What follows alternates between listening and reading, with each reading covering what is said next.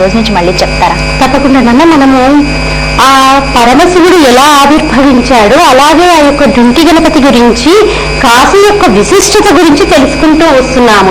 ఈ రోజు ఆ కాశీపట్నంలోనే ఉన్నటువంటి మరొక లింగం గురించి తెలుసుకుందాము. అది కృత్తివాసేశ్వర లింగము. ఈ కృత్తివాసేశ్వర లింగాన్ని తప్పకుండా మనం చూసి తీరాలి. మరి ఈ కృత్తివాసేశ్వర లింగానికి ఉన్నటువంటి స్థానాన్ని కనుక మనం పరిశీలించినట్లయితే, ఒకానొక సమయంలో గజాసురుడు అనేటటువంటి రాక్షసుడు ఉండేవాడు. ఆ రాక్షసుడు ఏం చేశాడు? ఘోరమైనటువంటి తపస్సు చేశాడు. రాక్షసులు ఎప్పుడూ ఏం కోరుకుంటారు? నాకు మరణం ఉండకూడదని కోరుకుంటారు. మహానుభావులైనటువంటి వారు ముక్తిని కోరుకుంటారు. రాక్షసులు ఎప్పుడూ కూడా నేను జీవించి ఉండాలి, ఇతరులని బాధ పెడుతూ ఉండాలని వారు కోరుకుంటూ ఉంటారు. కాబట్టి గజాసురుడు కూడా ఘోరమైనటువంటి తపస్సు చేసి, ఎవరికైతే కామం లేదు, అంటే ఒకరి మీద ఒకరికి వ్యామోహం లేకుండా ఉన్నటువంటి దంపతుల చేత నేను మరణించాలి అని బ్రహ్మగారిని వరం అడిగారు. మరి బ్రహ్మగారు ఏం చేస్తారు? తపస్సు చేశాడు, మరి అనుగ్రహించాలి కదా, తప్పదు. కాబట్టి ఆయన అనుగ్రహించారు. ఇక అహంకారంతో ఎప్పుడైతే రాక్షసులు ఇలాంటి వరాలను పొందుతారో అప్పుడు అహంకారం అనేది ప్రస్ఫుటంగా కనిపిస్తుంది. ఎందుకంటే ఇక నన్ను శిక్షించేవారెవరు? పైగా కామము లేనటువంటి జంట లేరు. పైగా పరమశివుడు పార్వతీదేవే కామము లేనటువంటి దంపతులు. కాబట్టి వారు నన్ను సంహరించేటటువంటి అవకాశమే లేదు. ఎందుకంటే పరమశివుడు తొందరగా ఆయన వెళ్ళి ఆ గజాసురుణ్ణి సంహరించలేడు. ఎందుకంటే ఏదైనా ఆపద వచ్చిందని జనులందరూ ముక్త కంఠంతో అడిగితే తప్పితే ఆయనకై ఆయన యుద్ధం చేసి ఏ రాక్షసుణ్ణి సంహరించరు. దేవతలన్నా మొరపెట్టుకోవాలి. ముందుగా ఏంటి మనకి శాస్త్రం ఏం చెప్తుంది? అందరికంటే కూడా గోమాత రూపంలో వెళ్ళి భగవంతుణ్ణి కనుక వేడుకుంటే ఆయన తొందరగా ఆయన రూపాన్ని ప్రదర్శిస్తూ రాక్షసుల్ని సంహరిస్తాడు. కాబట్టి ఆయన పరమశివుడు నన్నిక సంహరించలేడు అన్నటువంటి అహంకారంతో ఆ గజాసురుడు ఏం చేశాడు? చాలా పెద్ద ఏనుగు రూపాన్ని ధరించాడు. ఏనుగు రూపాన్ని ధరించి కాశీక్షేత్రానికి విచ్చేశాడు. ఆ కాశీక్షేత్రం మనం ఇది వరకు చాలాసార్లు చెప్పుకున్నాం. అభిముక్త లింగం అంటే ఎప్పుడూ కూడా పరమశివుడు ఆ కాశీక్షేత్రాన్ని విడిచి వెళ్ళడు. ఎప్పుడూ అక్కడే ఉంటూ స్థిర నివాసం ఏర్పరచుకొని మనల్నందరినీ కూడా అనుగ్రహిస్తూ ఉంటాడు. ఆ గజాసురుడు భీకరమైనటువంటి గజము రూపంలో, ఏనుగు రూపంలో కాశీక్షేత్రంలోకి అడుగు పెట్టగానే భూమి కూడా అడగిపోయిందిట. ఎందుకంటే అంత గట్టిగా భూమి మీద పాదాలు పోతాడు. మనకి పెద్దలు కూడా చెప్తుంటారు చూడండి, పిల్లలు ఎవరైనా గబగబా భూమి మీద శబ్దం చేస్తూ నడుస్తుంటే తప్పమ్మ అలా నడవకూడదు, భూమి మీద శబ్దం చేయకూడదు అని. ఎందుకంటే ఆ భూమాత ఆవిడ ఎంతో ఓర్పు కలది కాబట్టి ఇన్నిటిని భరిస్తుంది. అలా శబ్దం చేస్తూ నడుస్తున్నట్టుగా ఆ తల్లి భరించలేదు. కానీ ఆ గజాసురుడు ఏం చేశాడు? భూమి అంతా కూడా కంపించిపోయేటట్టుగా, భూమిని మోస్తున్నటువంటి శేషుడు యొక్క పడగలు కూడా వంగిపోయేటట్టుగా పాదాలు వేస్తూ ఆ కాశీక్షేత్రంలోనికి వచ్చాడు. ఆయన కనుక ఆయన చెవుల్ని అటు ఇటు విసురుతూ ఉంటే మేఘమండలమంతా కూడా కదిలిపోయిందిట. అంత పెద్ద పెద్ద చెవులు. అలాగే ఆయన తన తొండంతో గంగా నదిలో ఉన్నటువంటి గంగాజలాన్ని ఒక్కసారి పీల్చుకొని ఆ నీటిని వదులుతుంటే కాశీక్షేత్రం అంతా కూడా ఆ యొక్క మద జలాలతో నిండిపోయేది. అలా గజాసురుడు ఇంతగా అల్లరి చేస్తుంటే అక్కడ ఉన్నటువంటి ప్రజలు, పైగా దేవతలందరూ కూడా అక్కడ నివాసం ఏర్పరచుకొని ఉన్నారు. అందరూ కూడా పరుగున వచ్చి అక్కడ తపస్సు చేస్తున్నటువంటి పరమశివుడికి మొరపెట్టుకున్నారు. మనకి కాశీఖండంలో ఈ గజాసురుని వృత్తాంతం ఒకలా ఉంటుంది, అలాగే మనకి శివమహాపురాణంలో ఒకలా ఉంటుంది. మన శివమహాపురాణంలో ఉన్నటువంటి వృత్తాంతం ప్రకారము పరమశివుడు అనుకున్నాడు, ఈ గజాసురుణ్ణి సంహరించడానికి యుద్ధము అవన్నీ ఎందుకు, ఒక త్రిశూలం చాలని అంతటి గజాసురుణ్ణి ఆయన తన యొక్క త్రిశూలంతో ఒక్కసారి గుచ్చి ఆయన త్రిశూలానికి పట్టి అలా పట్టుకొని ఉండి ఆయన తపస్సు చేసుకుంటూ ఉన్నారు. ఏమీ జరగనట్టే. ఇప్పుడు తండ్రి కూడా చూడండి, బిడ్డడు ఏదైనా తప్పు చేశాడనుకోండి, వెంటనే తండ్రి ఏం చేస్తాడు? దండిస్తాడు. దండించినటువంటి తండ్రి అబ్బా వీడింత తప్పు చేశారని ఎప్పుడూ అలాగే కోపంగా ఉంటాడా? ఉండడే. వెంటనే బిచ్చకిస్తాడు కొడుకుని పిలిచి, ఎన్నైనా ఇలా చేశావు, ఇంకోసారి చేయకు, ఇలా చేస్తే నా పేరు ఎంత చెడ్డ పేరు వస్తుంది, మీ తాతగారి పేరు ఏమైపోతుంది, నా పేరు ఏమైపోతుంది, మన వంశ చరిత్ర ఏమైపోతుంది అని తండ్రి కొడుకుకి చక్కటి బుజ్జగింపు మాటలతో మంచి దారిలో పెడతాడు. మరి ఆ గజాసురుడు కూడా ఎప్పుడైతే శంకరుడి యొక్క త్రిశూలపు స్పర్శ తగిలిందో వెంటనే ఆయనలో ఉన్నటువంటి రాక్షసత్వం పోయింది.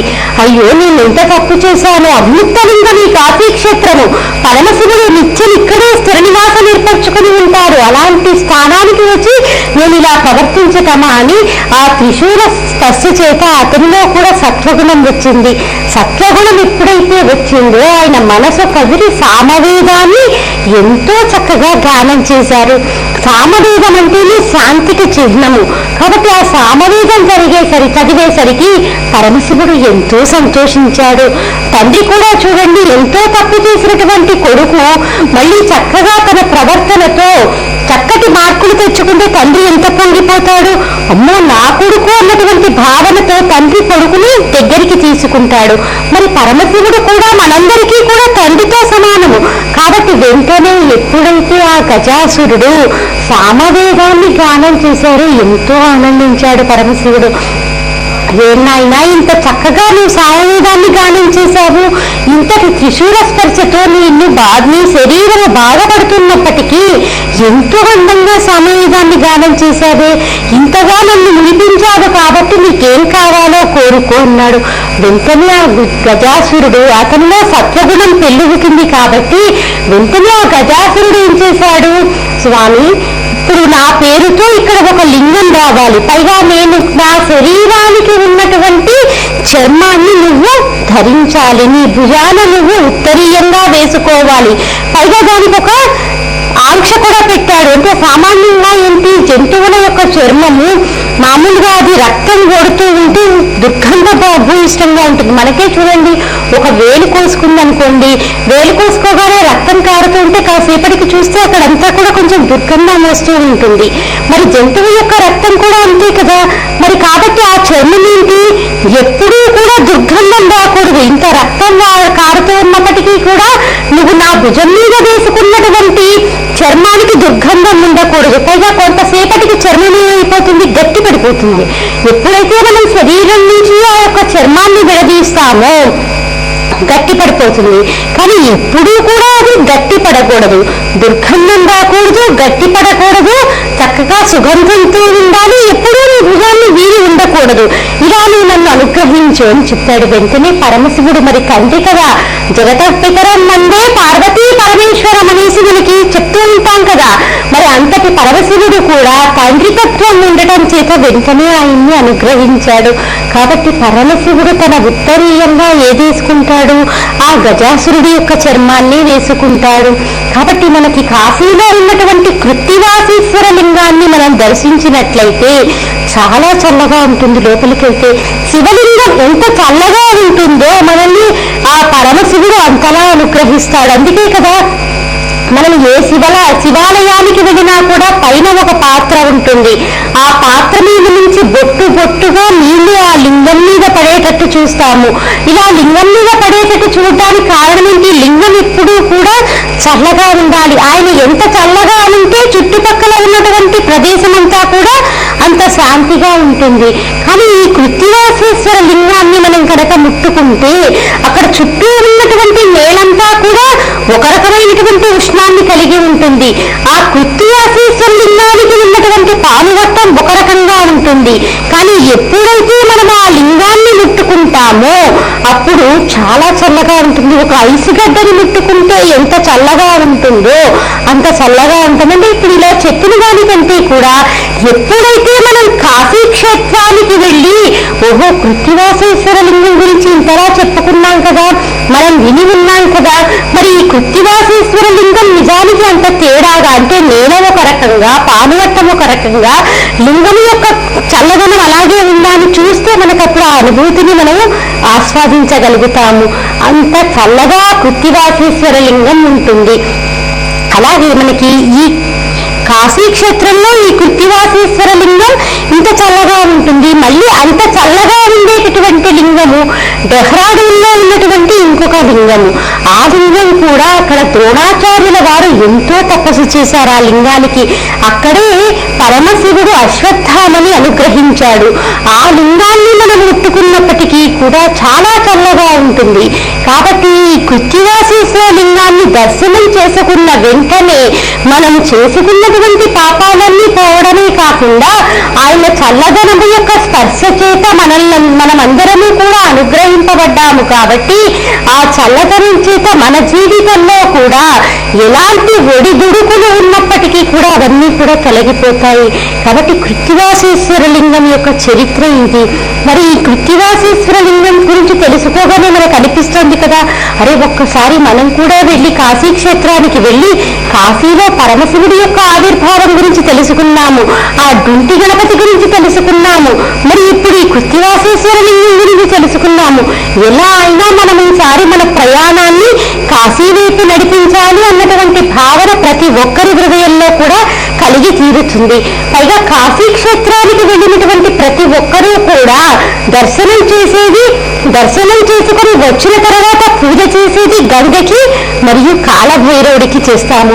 మరి మనకి కాలభైరవుడి యొక్క వృత్తాంతం తెలుసుకోవాలనిపిస్తుంది కదా. ఈ కాలభైరవుడి యొక్క వృత్తాంతం తెలుసుకోవాలంటే ఒకానొక సభలో బ్రహ్మదేవుడికి చాలా అహంకారం కలిగింది.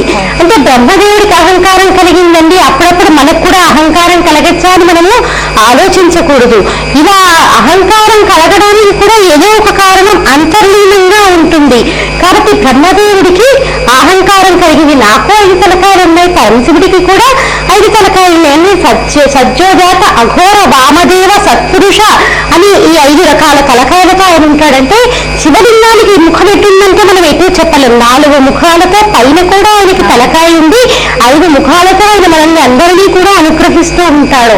కాబట్టి పరమశివుడికి నాకు పెద్ద తేడా ఏముంది అని బ్రహ్మగారికి అహంకారం కలిగింది. విష్ణుమూర్తి కూడా అదే రకంగా వాదించటం మొదలుపెట్టారు. విష్ణుమూర్తి కూడా అదే రకంగా వాదించటం మొదలు పెట్టగానే వారిద్దరి మధ్యకి కూడా ప్రణవం వచ్చింది. ప్రణవం వచ్చి ఆ ప్రణవంలో నుంచి ఒక రూపం ఆవిర్భావం జరిగింది. ఆయనే కాలభైరవుడు, సాక్షాత్ శివస్వరూపుడు ఆయన.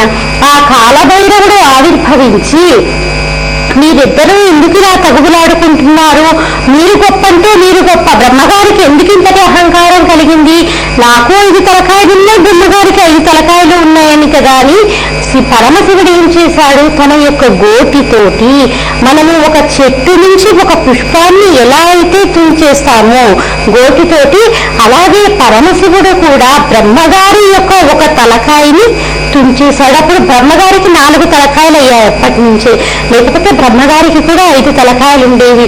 ఆ 4 తలకాయల్ని తీసుకెళ్లి గబగబా బ్రహ్మగారు ఏం చేశారు, అమ్మో పరమశివుడు వచ్చేస్తున్నాడు, ఇంకేమన్నా మాట్లాడితే మిగతా తలకాయలు కూడా తుంచేస్తాడేమో అని గబగబా ఆయన ఏం చేశాడు, తన 4 తలకాయల్ని తీసుకుని అమ్మవారి యొక్క 4 చేతుల కింద తన యొక్క తలకాయల్ని దాచుకున్నాడు. పైగా మనకి శంకర భగవత్పాదుల వారు ఏం చెప్పారంటే, అమ్మవారి చేతులు కూడా ఎలా ఉంటాయి, తామర పువ్వుల్లా ఉంటాయి. పైగా అమ్మవారి యొక్క గోటి నుంచి వచ్చేటటువంటి కాంతి కూడా మనం అసలు వర్ణించలేము. ఆ కాంతిని చూసి కూడా సీత స్వామివారు ఎప్పుడూ కూడా అబ్బురపడుతూ ఉంటారంటే, ఎప్పుడూ కూడా భారతి యొక్క అందాన్ని చూసి ఆనందపడిపోతూ ఉంటాడు. మరి పరమశివుడు కూడా అంతే కదా. ఎప్పుడైతే ఆ బ్రహ్మగారు తన యొక్క 4 తలకాయల్ని అమ్మవారి చేతుల కింద అట్టే పెట్టారు, పైగా బ్రహ్మగారు చెప్పుకున్నారు, అమ్మ నువ్వు నీ చేతులన్నీ కూడా తామర పువ్వుల్లాగా ఉంటాయి, నేను కూడా తామర పువ్వు నుంచి ఉద్భవించాను, కాబట్టి మనిద్దరికి అవినాభావ సంబంధం ఉంది, కాబట్టి నేను నా తలకాయని నీ చేతుల కింద దాచుకుంటాను అంటూ ఆయన చేతుల కింద దాచుకున్నారు. ఎప్పుడైనా పరమశివుడికి కోపం వచ్చి ఇలా క్రీగంట చూసినప్పటికీ కూడా వెంటనే బ్రహ్మగారి తలకాయ కనిపించదు, అమ్మవారి చేతులు కనిపిస్తాయి. అమ్మవారి చేతులు కనిపించగానే ఆయన చాలా మురికంతో మా ఆవిడ చేతులే కదా అని అలా వదిలేసి వెళ్ళిపోతారు. ఇంకా శంకర భగవత్పాదుల వారు ఏం చెప్పారంటే, మరి అమ్మవారి చేతులు మనం తామర పువ్వుల్లా ఉంటాయి అని చెప్పుకున్నాము. మరి తామర పువ్వుల్లా ఉన్నటువంటి చేతులకి తామర పువ్వుతో పోల్చినప్పుడు మరి తామర పువ్వుని మనము పరిశీలిస్తే కనుక దాని మీద సన్న సన్న ముళ్ళు ఉంటాయి, మెత్తటి ముళ్ళు. మరి అమ్మవారికి చేతికీలు అలాంటివి ఉండవి. సాముద్రిక శాస్త్రంలో ఇలా పోల్చినట్టయితే తప్పవుతుంది. కానీ దానికి శంకర భగవత్పాదుల వారు ఎంత చక్కటి వర్ణనిచ్చారంటే, ఎప్పుడైతే శివ శివ అని ఇద్దరూ కూడా ఒకరినొకరు పెనవేసుకోవటం వల్ల అమ్మవారిలో సిగ్గుతో వచ్చినటువంటి పులకాంకురాలే ఆ యొక్క సన్నగా ఉన్నటువంటి ముళ్ళుగా శంకర భగవత్పాదుల వారు వర్ణించారు. కాబట్టి సాముద్రిక శాస్త్రంలో అక్కడ అది తప్పవ్వదు. కాబట్టి ఆ శంకర భగవత్పాదుల వారు చెప్పినట్టుగానే మనం కూడా ఏం చేయాలి, ఆ భావన చేస్తూ ఆ తల్లిని కనుక